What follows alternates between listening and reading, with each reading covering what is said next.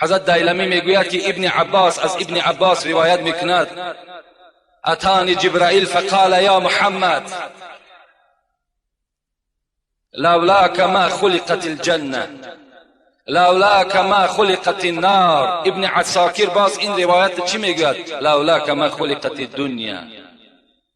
جبرائیل آمد میگد گفت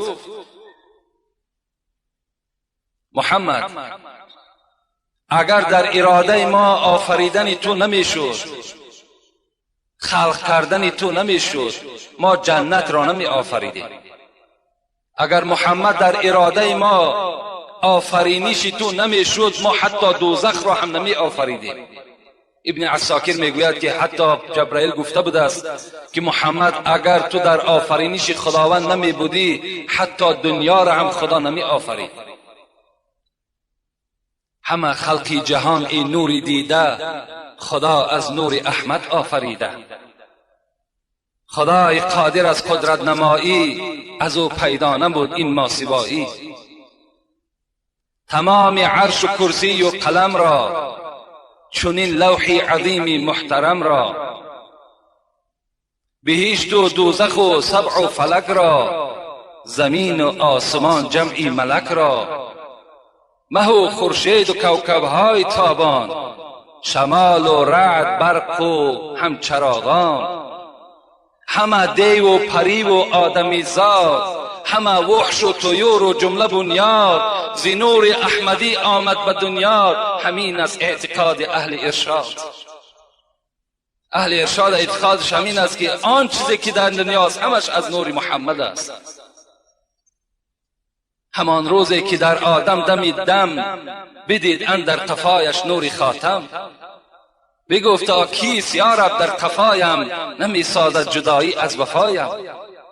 حضرت مولوی میگوید روزی که حضرت آدم خدا آفرید، در پشت و یک چراغ را، یک ستاره درخشان را که این نور محمد بود، میگد آفرید. حضرت آدم این روشنی را میگه مشاهده میکرد، پرسید میگفتا کیست یا رب در قفایم، نمی سازد جدایی از وفایم. این کین است که در پس من این قدر روشنی میکند؟ خدا گفتش نوری مصطفایی، ندارد عمرها از تو جدایی. با تو فرزند با ما او حبیب است، با دردی امت عاصی طبیب است. خداوند گفت ای آدم، گفت این فرزند توست لکن حبیب من است. این پیغمبری هست که زمان نزول میکند، فقط دقتش غمش همش برای امت عاصیش است. بگفت یا رب من بین مای نورش، و چشمی سر ببینم با حضورش. خدا آورد از پس بین ابرو، درخشان چون کواکب شعله او. حضرت میگوید وقتی حضرت آدم که این صفات محمد را شنید، در ذوق آمد، گفت خدایا، گفت چی می شود که وی را از پیش بیاری که این چراغ، این روشن را با چشمی سر ببینم. خداوند از پس میگه در بین ابروش آورد، مثل چراغ، مثل یک ستاره را میگه جرقص میکرد. خدا فرمود بر رضوان جنت، بیار آینه آدم را به طلعت. ز جنت داد آینه به آدم، به آن آینه دید اون نور خاتم. که شد او عاشق نور محمد، درود خوان شد به ارواح محمد. خداوند امر کرد آینه را از جنت بیاریم برای آدم. حضرت میگه در آینه وقتی این ستاره را دید، در حق محمد چکار کرد؟ درود خوان شد. خوش به حال همه ما و شما. بریده میگوید که راوی این حدیث است اهل الجنتی 20 و 100 صفا. روز قیامت جنت 120 صف می شود. عددی را خدا می داند هر صف چند آدم دارد. 80 من هذه الامه و 40 من سائر الامم. پیغمبر خدا گفتند 80 صف این جنتی ها از من است، 40 صف این از تمام پیغمبرهای دیگر است. 80 صف جنتی ها از امت محمد صلی الله علیه و سلم است.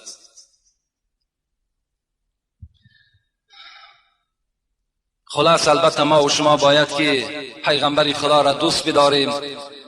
دوست داشتن پیغمبر خدا این پیرو به سنت حضرت است. دوست داشتن او چنگ زدن با سنت های پیغمبری خداست. من پیغمبری خدا را دوست می‌دارم گفته و اگر خلاف سنت او شما عمل کنین، این علامت تکذیبی است، این دروغ است، این ما باور نمی‌کنیم.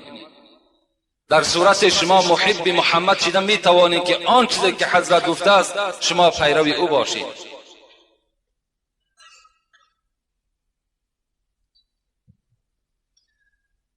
از موضوع قیامت برای ما و شما یکی ترازوی اعمال و دیگر نامه اعمال و دیگر پول صراط باقی مانده است. انشاءالله در این سه موضوع برای شما مختصرا صحبت میکنیم که آیا ترازوی اعمال چیست. اعوذ بالله من الشیطان الرجیم. بسم الله الرحمن الرحیم. والوزن یومئذ الحق فمن ثقلت موازینه فاولئک هم المفلحون. صدق الله العظیم. خداوند در قرآن بر همه ما و شما می‌فرماید ترازوی اعمال در روز قیامت حق است. بس هر کسی را که ثوابهای او وزنین است، اون جمعیت در نزد خداوند نجات یافتگان هستند. و نزع الموازین القسط لیوم القیامة فلا تظلم نفس شیئا و این کان مثقال حبة من خردل آتینا بها و کفی بنا حاسبین. صدق الله العظیم. خداوند میگوید روز قیامت ما ترازوی اعمال را در بین میگذاریم. فلا تظلم نفس شیئا، ما به هیچ کس ظلم نمیکنیم. و این کان مثقال حبة من خردل، اگر به منزله یک دانه سپند اگر در دنیا کاری نیک یا بد کرده باشد، ما در ترازو وی را میسنجیم. و کفی بنا حاسبین، آن روز حساب کننده ترازو خدا یک و یگانه است. ثواب‌هایی که در دنیا شما کردین، بدی‌هایی که شما در دنیا کردین، هیچ کدام این فراموش نمی شود. روز قیامت مفسران بر اینند که ترازو دو پله دارد، چگونه که امروز دو پله ترازو هست و زبانه دارد و تمام مردم وی را به چشم می‌بیند تا که عدالت خداوند در اونجا روشن شود. کردارهای ما و شما را میکشند، وزن میکنند. فما یعمل مثقال ذره خیرا یره و ما یعمل مثقال ذره شرا یره.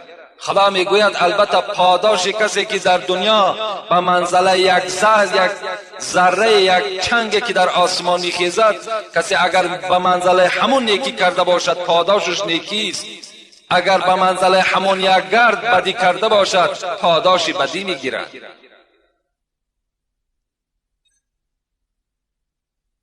فاما من ثقلت موازینه فهو فی عیشة راضیه. خداوند در دیگر آیت قرآن سوره القارعه چی میگوید؟ کسی را که اگر ترازوی اعمالش وزنین شد، او در یک زندگی پسندیده هست، یعنی این جنت است.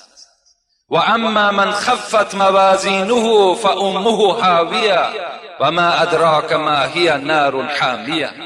خدا میگوید کسی را که اگر ترازوی اعمالش سبک شد، یعنی کردارهای نیکش خیلی کم است، اینها را گفت حاویه قبول میکند.